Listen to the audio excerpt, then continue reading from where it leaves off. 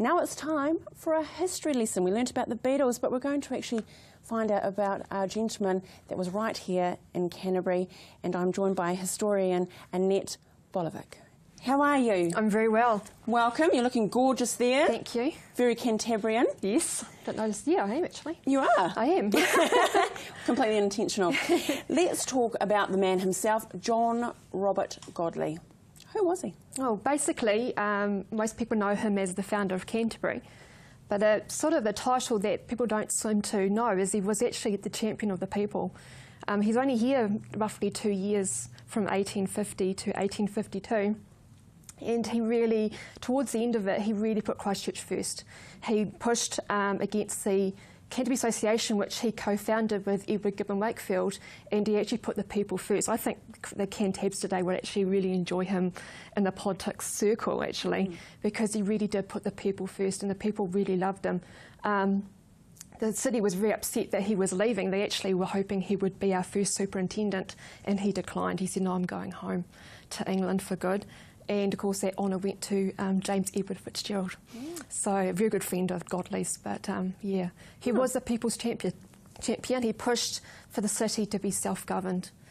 He really wanted Christchurch to look after itself. He knew it could look after itself. Where do you think that passion came from? When home was England. Yeah, in a foreign land. He was very passionate about colonisation, and he had travelled around Ireland and North America and actually seen how well those towns were doing, and they were governing themselves, and he just knew it was the best way. The Canterbury Association was there to help set up, but he didn't want them to rule, and he actually turned his back on the association and he put Christchurch first. And so he was the people's champion. He's an amazing, amazing man. So what's the importance of actually celebrating his birthday, do you think? Well, I think he almost single-handedly founded Christchurch. And what blows me away was he was not a very well man. He was actually very unwell. He actually had chronic laryngitis most of his adult life. And just the hours he put in, even travelling, he actually came over to Christchurch because of his lungs. He was told to get to a warmer climate. And he was really struggling, and he was not a very well man. And the amount of work and the hours that he worked, and what he did, and how patient he was with the process, he was just amazing. He's worth acknowledging. So you talked about his health. How was it from when he actually arrived in Canterbury, though? What was his life like? What was his life like? He was struggling. I mean, like I said, he came over for the warmer climate because of his lungs and because of his throat. And but he did an amazing job. When he got over here, I think in his journal he was very impressed with Littleton so far. The surveyors had been here roughly a year and a bit and done a bit of work. The jetty was built, immigration barracks were built, and Godley wrote that he was very impressed with how it was. The biggest problem, I think he probably would say, was dealing with the pre-Adamites, which is a term made up by Jane Deans, of course, whose husband and brother had been at Riccarton since the 1843. And most of those families that came down before the first 4 ships, the pre-Adamites, had made deals with the Ngāi Tahu and were actually paying them rent.